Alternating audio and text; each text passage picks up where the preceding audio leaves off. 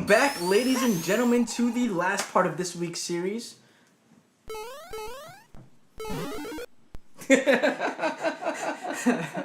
I'm joined by my two cohorts. To my direct left, I have Mr. I'm Wondering himself, Bobby Pin in the hat. Bobby hat in the back. I'm like Pete again. I'm like Pete today. Mr. Pete Anderson. What's up? Wait. Remember a Scary Movie? That movie? Yes. Obviously, that movie, Scary Movie, where he goes, "What's that?" What's that? Yes. I'm gonna try that next week. The Budweiser commercial, you mean? I'm gonna try that next week. Oh, the Coca-Cola What's commercial. that? Was it Coca? That was Budweiser. Oh, was it Budweiser? Okay. I think you're thinking of Mountain Dew. It was a commercial. That's where they got the joke from.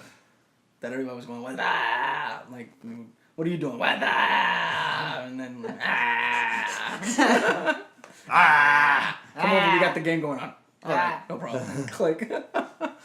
To my far left, I have the biggest Zelda fan in the world with the tattoo of the Triforce on his arm and the Master Sword in his pants. It's Mr. Jeremy Bird.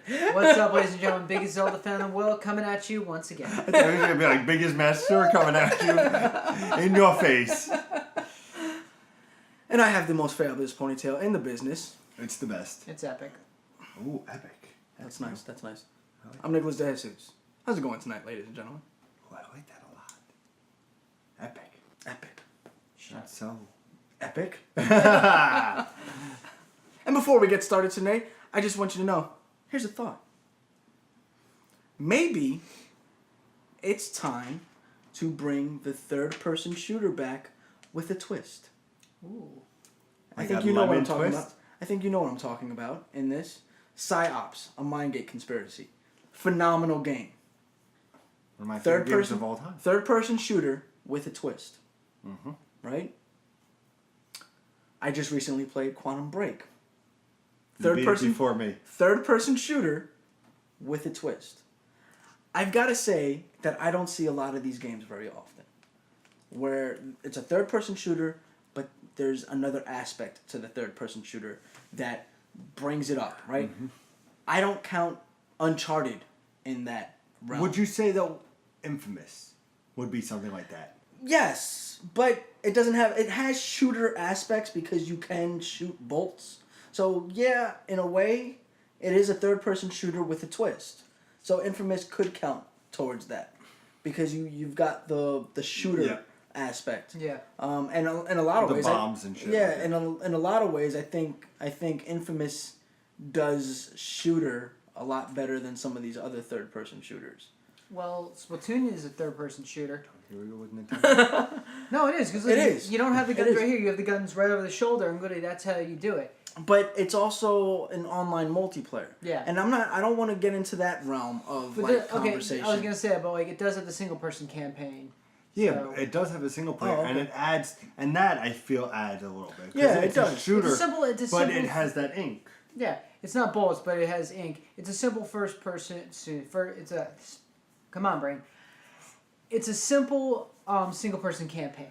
It does. A campaign you can beat in like an hour. It's not that long, but it just keeps you involved in the game, and then you have the full multiplayer with all your friends. See, but there aren't many of those games out there. Like, you've got a lot of first-person shooters. Yeah. You've got a lot of racing games. You've got a lot of regular third-person shooters, right? You've got, Gears of War. You've got Mass Effect, Uncharted. But it seems like the games that I really gravitate to aren't the open-world games. Are the third-person shooters linear, but with a twist.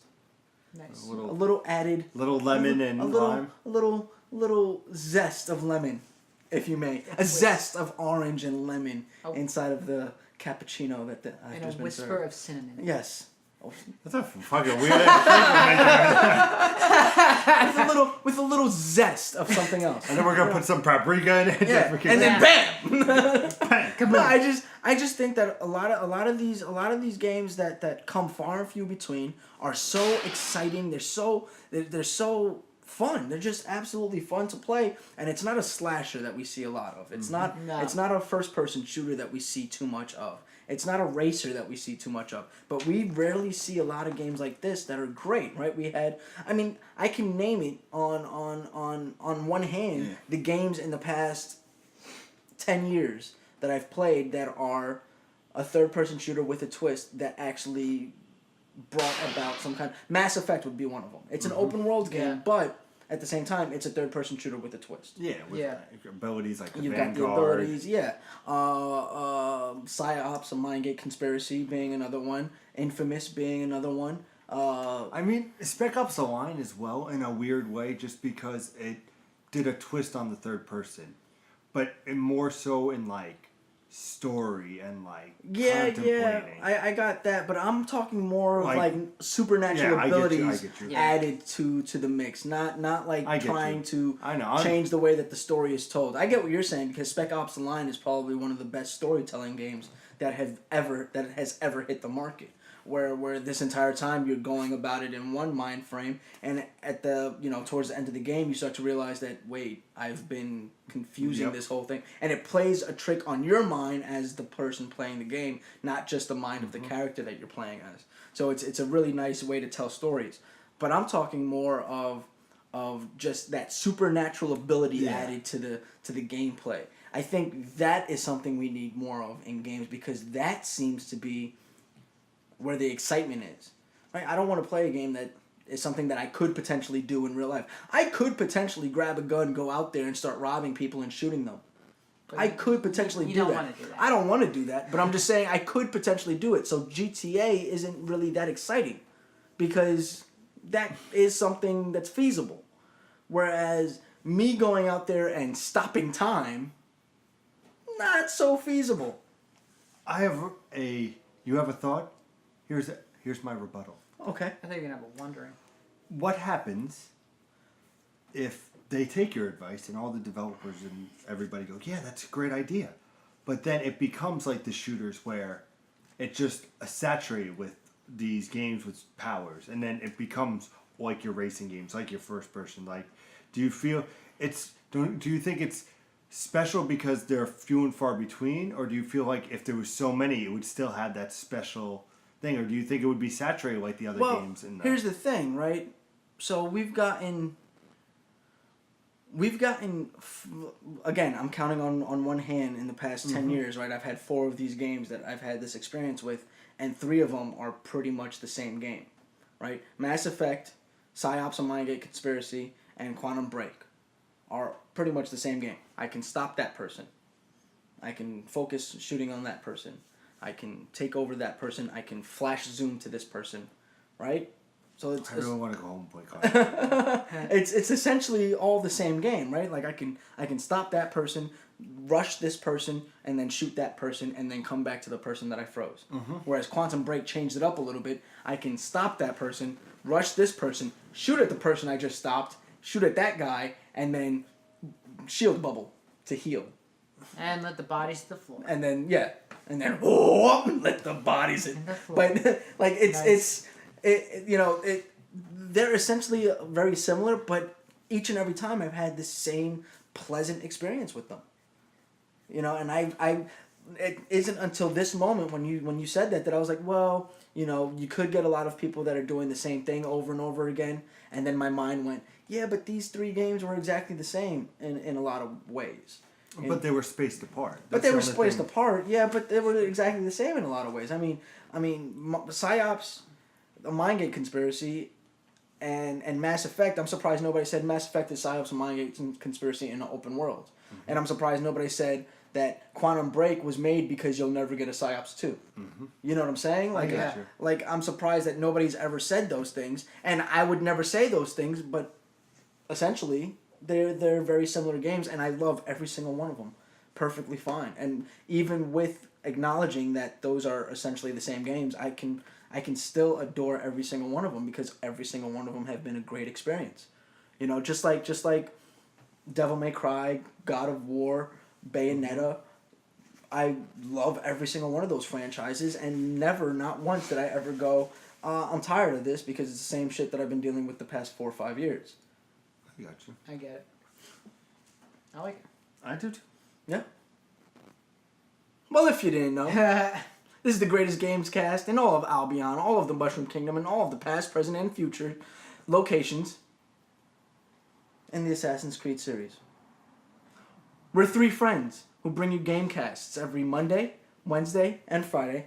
Arm got in the way. I was really trying to go in on it. And we honor you with Let's Plays every Tuesdays and Thursdays. We bring you the biggest news in gaming in our one-up news special that is mostly hosted by Pete and Jeremy. And if it's Kojima or Konami related, I am more than willing to put my opinion on the line. I don't give a shit about Konami though. And from time to time, we honor you with Twitch streams, which we might have a little something in the works. Might have a little something in the works. Pete and I have a little something that we're formulating. May not be so much time to time. It may not be so much time to time. There we go. There's my spoiler. Let's just say that, all right? Let's just say that. If that sounds like something that you would like to participate in, gee golly, it does. be sure to share our beautiful faces with your beautiful friends and hit that damn subscribe button. Now, on to the topic at hand, which is overlooked games. Oh, so many. And I'm glad that I brought this. Here's a thought. Up on this episode, because again, psyops. Fuck! I forgot to eat my egg roll. I think we all forgot to eat. Yes, because psyops, a mind gate conspiracy. Oh, don't you're preaching at the choir, my boy. I think it's one of the most overlooked games. Absolutely, it was an amazing game. It was something that, if I may, Yes, you may. it was something that was not seen, like you said in your thought. It had third-person elements, where it had great third-person elements, but... I'm going to get some iced tea. Please continue. I'm just very thirsty. Would you like anything, Jeremy? I'm good, thank you. Okay, I'm sorry. Wait, no. It brought something different to the game, where it had its third-person aspects with the shooting and, throwing the grenades and all that fun jazz. I just want Nick to look in the camera and smile. So bad.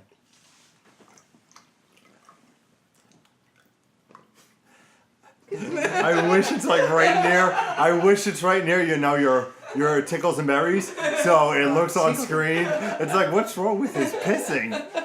But it brought something new because it gave, and similar to Quantum Break, which I'm loving about Quantum Break, is it gives you this power, and then you're like, cool, telekinesis, that's awesome. And then you go a little bit more, and then boom, another thing. Oh, now I can mind control. That's awesome. Boom, another, and it just keeps adding. It gives you all these powers where you can play around with, and you're like, there's these guys on the bridge. I can either shoot them, or, hey, there's a guy shooting me in the back. I could just take my telekinesis, throw him off the bridge, take out the other two guys, and be done. Well, my thing that I liked about psyops and mind gate conspiracy was that, all right, there's two guys shooting at me over here. There's a guy over there. Yep. I can throw a Psycho Blast? I don't remember what it was called. But the Psy Blast. The Psy Blast, where I throw a Psy Blast at the one guy, then I can levitate this fucking fire hydrant into those three guys and it blows up. Yep. And there was just so much that you could do with that game that it was just, I cannot believe that somebody else isn't doing it now. I just remember because there would be a group of people and you're like, I could just shoot them all, or hey, there's a little gasoline tank. Let me pick that up and chuck it right at them, and then boom.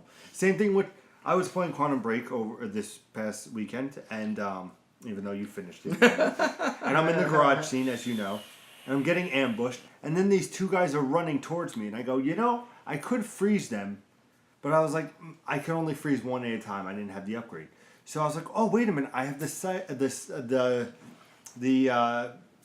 time blast. Oh, okay. So I held it, and then they got together, and I just went. And you just see them both fly back, and I'm like... And then they're just stuck there, and then...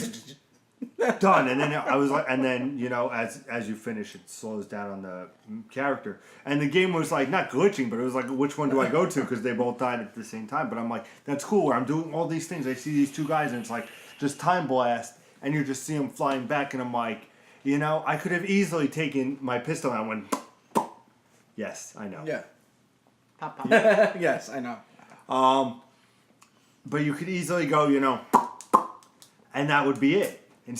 But I wanted to be like, no, I want to be cool and be like, psh, and then you just look like you're a fucking badass. Yep. That's like with Devil May Cry. When I first played Devil May Cry and killed everything and took out all the demons, I'm just with Dante. He's doing all these things, and then at the end, he's just like, yep, nothing. I was like, that was fucking awesome. Where you just did all these things, and then you walk away being like, I'm a badass. Take the sword, spin it around, put it right. Yep. and you get that feeling with these third-person games with a twist, and that's what sucks is a lot of these games get overlooked. Thank God, since Quantum Break's a Microsoft exclusive, and they've been teasing it since, I want to say Gamescom 2013. Let me know in the comments, but I'm pretty sure I'm correct there. Where they showed it for the first time, and little by little they built on it. And then I remember last E3 they showed the bridge scene, and you're just like, this looks awesome. Like, I want to play this. And then it finally comes out, and it's now, if you watch Sundays to a Console Near You, I was saying how it's the newest number one. I don't want to butcher it. It's the best-selling new IP for Microsoft this generation. Yeah. You know, and Nice. it's like, I would have loved to see it be from Insomniac and be Sunset Overdrive, but you know what? Just playing this game, I was like, you know what? This deserves to be a great game. You know, and it sucks that PsyOps, I feel, did not get that chance when the people who loved it, and what happened is it didn't show support, and then Midway got shut down, and I cried myself to sleep because I knew I wasn't getting PsyOps too. It's okay. Yeah. It's okay. I mean, it's one of those things where we don't get enough titles like PsyOps. Yeah. You know, and there are games out there that try to mimic it, like we just said in the thought. Here's the thought. What are some other games though? That get overlooked? Yeah. I would say a lot of indie games get overlooked. Yeah. I would say a lot of indie games because not so much anymore, but back in the day, I felt like a lot of, like, I'll give you an example. Brothers, A Tale of Two Sons. Okay. Love that game. Yes. I thought it was great with the dual analog sticks of controlling, and people were like, all right, and it got looked past, but it was such a very good game that I'm just like, I am loving every moment of this game. Nice. And it gets looked over, which is a shame because that was a great, I want to say, $10 to $15 experience where I'm like, I enjoyed these 5 to 6 hours. And the story at the end was a great story for an indie game. A lot of these indie developers tell great stories. I know you weren't a fan of Firewatch. No, But a I lot of wasn't. people tended to like the story. Gone Home was an immersive experience where people enjoyed and loved. And it got overlooked by a lot of people because it was only for PC. And then finally when it came to PS4, everybody's like, you better check this game out, you know? Definitely. There's a few that get, and I'll end on this point. When Xbox does its Summer of Arcade, Yes. and they give the 3 for $5, and then you get 1 for free, and then they put in these great games like Shadow Complex, where a lot of people could have looked over Shadow Complex, and they didn't. And what's happening is it's getting remastered. There's rumors of Shadow Complex 2. You know, they have Limbo. I don't think Limbo would have survived if it wasn't in that because, It's very true. you know, Limbo was this different game from Playdead Studios where it was a kid who, it's black and white, you know, it's just no dialogue. You just go in a straight line, you know, and if that was in the Summer Arcade where you bought 3 games and you're like, well, I guess I can try that, you know? It's something where I wouldn't have picked up Limbo at first if I didn't think it was as well as it was. I just saw the game as I saw Limbo, the trailer, and I was like, that looks interesting. It's simplistic, but it's very isolated and it's very atmospheric. Yeah, it is. Middle of nowhere, and all you're trying to do is get all the way into the game. Have either of you played Afro Samurai? I played it once. I didn't. As a hack and slasher, I think that game has been overlooked because it See, I would brings. say No More Heroes. In Oh fuck! I was gonna say that. Were Damn you? it! Were Damn it! you? I was waiting for it. Well, like as a hack and slasher, I would say Afro Samurai because it brought a lot of aspects to hack and slashers that are it's very a fine-tuned kind of experience where you know it's easy to learn but hard to master kind of Yep. things. You know, like the bullet sequences in Afro Samurai. Yeah. Where somebody you have an archer off in the distance loading up an arrow? not an arrow, a sniper. I'm sorry, a sniper in the distance, loading up a long gun, and then he shoots it at you, and you're in the middle of a fight, and you can catch the bullet on your sword and throw it back Yep. at him, which is something that he does in the anime series. Or you could split the bullet in half, and it'll fire at the enemies behind you, like Yeah, he it would does take in the, out 2 people or like something like he like does that. in the Yeah. in the anime. So it was a lot of like fine-tuned combat elements that it had that were just like, holy fucking shit, this is phenomenal game. And I think that they were releasing another Afro Samurai, like it's episodic series. Yeah. It's based off of the guy from Afro Samurai, but apparently like that game isn't anything like the actual Afro Samurai, and that was a game that I loved dearly.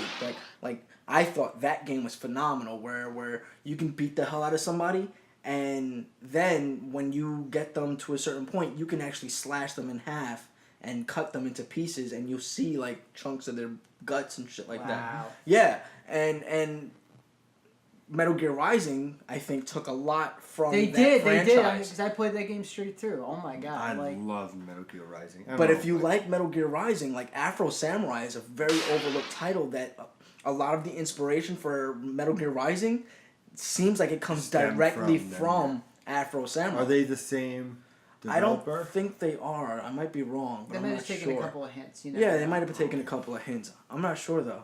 But No More Heroes, like you were gonna Yeah. say, just what an underrated title on the Wii.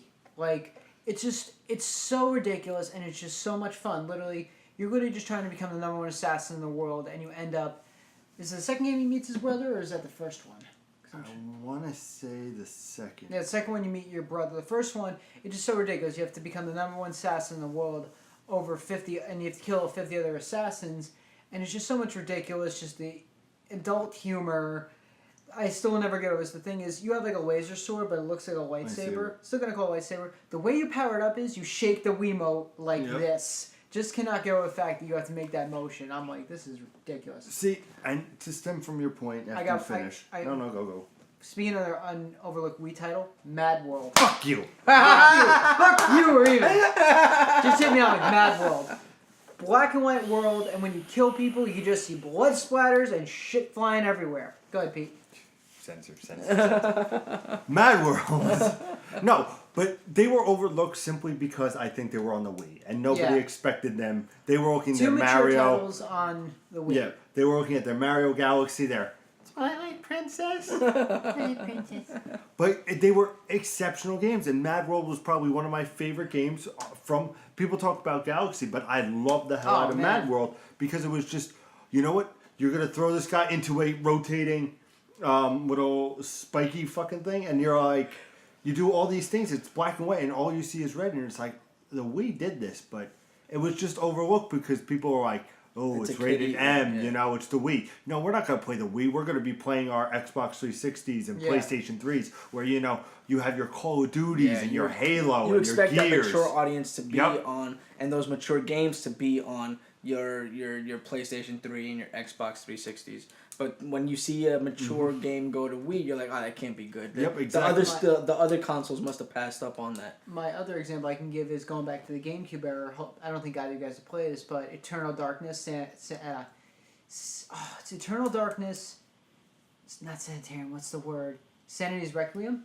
Sanity's Requiem. Sanity's Requiem. Isn't that with the one where the demon is like coming out of the kid? Isn't that Eternal Darkness? Yeah, and as you go through the game, your sanity meter goes down, and literally you could be walking along. If your sanity meter is low, your head just flies off, and you're like, "How is this happening?"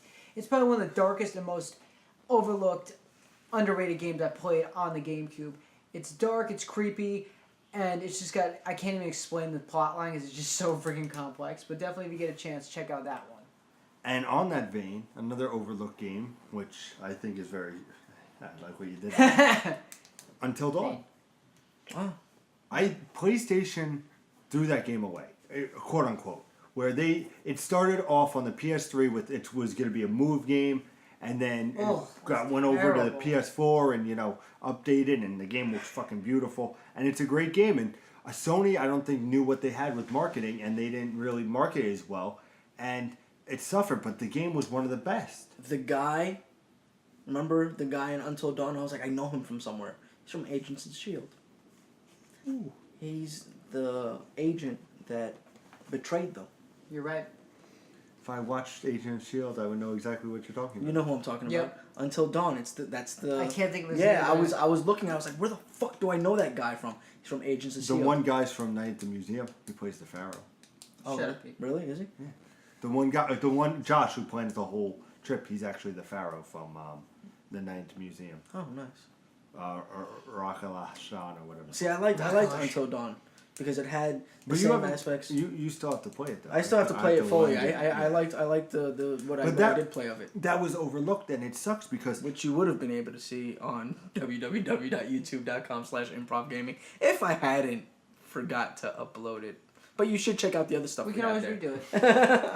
But it sucks because when you looked at Sony last year, there was no first party, none whatsoever, and they had second parties with Bloodborne and Until Dawn, and they treated Bloodborne very well, and it did very well, a commercial success. But they didn't really show as much towards Until Dawn. See, but Until Dawn didn't have that great of a pedigree. Then There was nothing backing Until Dawn. I understand what your point is, but to the kind of like the counter argument is that Bloodborne came from a good pedigree of Dark Souls. So you knew that PlayStation or Sony knew to invest in that. So the investment was long before that game released. With Until Dawn, it wasn't until it struck gold that they were like, oh wait, we got to get behind this, and it was probably too late How about Telltale? I just used them as an example. They had The Walking Dead, and it was fantastic, and nobody knew. There was little things there, here and there, but nothing substantial until they were like, here's a Walking Dead, and it was such a popular thing. Yeah, but The Wolf Among Us, wasn't that before Walking Dead? No, Wolf was after. Wolf was after? Oh, okay.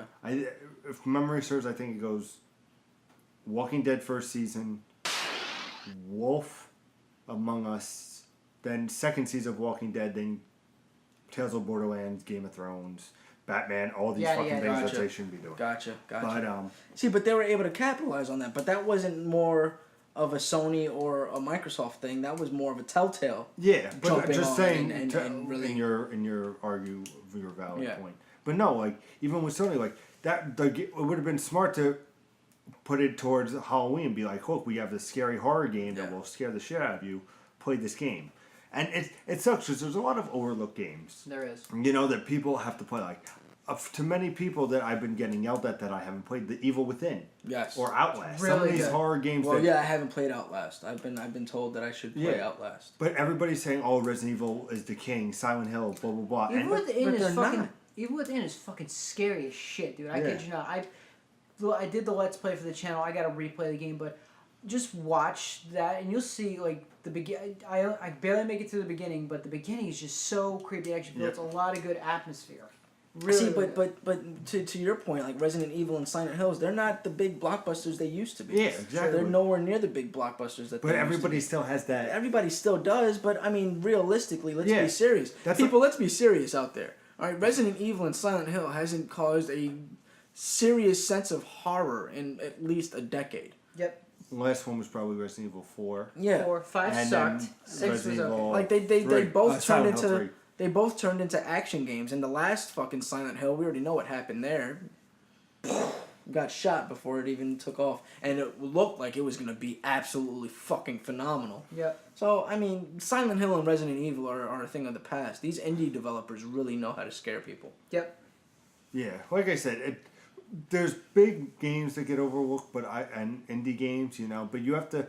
If you hear something good about a game, you just have to dive in and go. Yeah. That's Definitely. exactly what you have to do. The moment you hear something good about a game, just jump on it and check it out. Yeah, exactly. You have to, because you could be missing out on something that's like probably pivotal in gaming.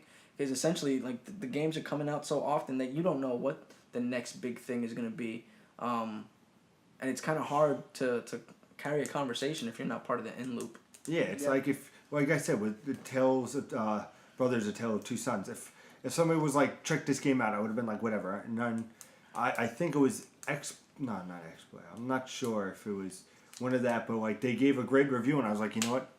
Check it out. I say this story a lot, but Ratchet and Clank Going Commando.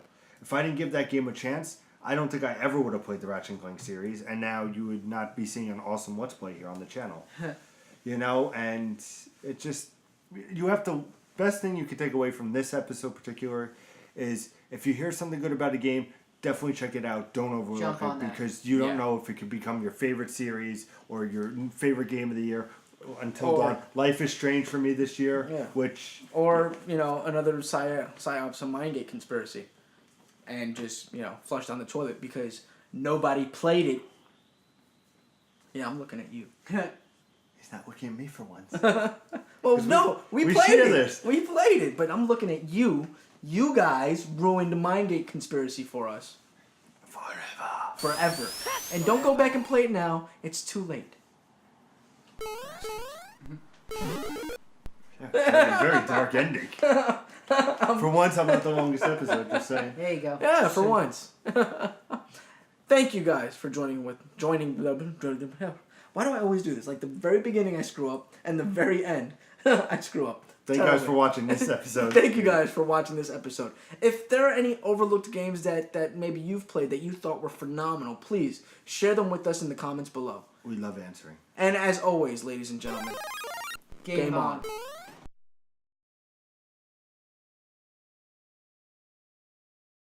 I know what our first Twitch game is going to be. What? Ready? Outlast? Nope. Dante's Inferno. Ooh.